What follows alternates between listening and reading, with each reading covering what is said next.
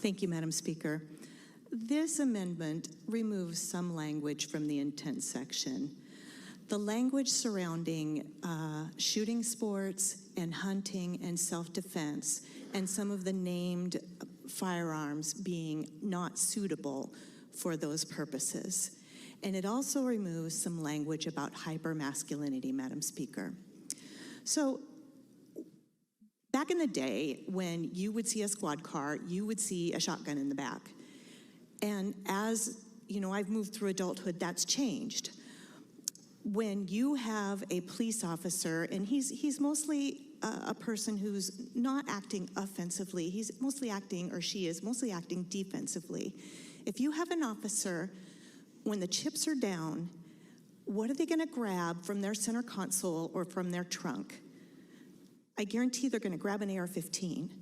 So that tells you, Madam Speaker, that that's a pretty good self-defense weapon.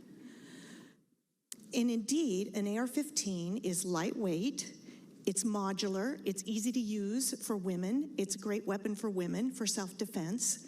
And indeed, at Sutherland Springs, when a shooter was shooting up a church, and it's terrible, illegally possessing a firearm, he wasn't allowed to possess a firearm, but he had one anyway, the neighbor with the AR-15 is the one that stopped the carnage. So, Madam Speaker, a gun is just a tool, and it depends on whose hands it's in. So I would submit that for the intent section, some of these weapons that are listed are very good for self-defense. As far as hunting, Madam Speaker, the weapon of choice for hunting, I had to ask some of my hunter family about this, would be, for small game, would be a .22 semi-automatic weapon, a rifle. And Madam Speaker, that's also outlawed in this bill. So these guns that we're outlawing are good for those purposes, and the intent section is inaccurate in that. But Madam Speaker, I'd like to also address the term hypermasculinity that's used in this bill. I have 7 kids, my husband and I have 7 kids, and we have 2 sons.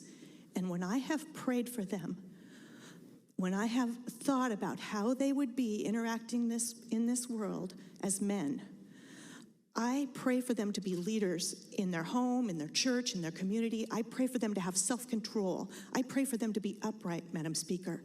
And I would submit to you that we don't have too much masculinity in this culture. We have not enough. And Madam Speaker, I would worry about this language in this bill that is saying denigrating things about masculinity. And I would worry about the mental health of young boys who are subjected to this denigrating language about their masculinity, and it might cause the member's time has expired.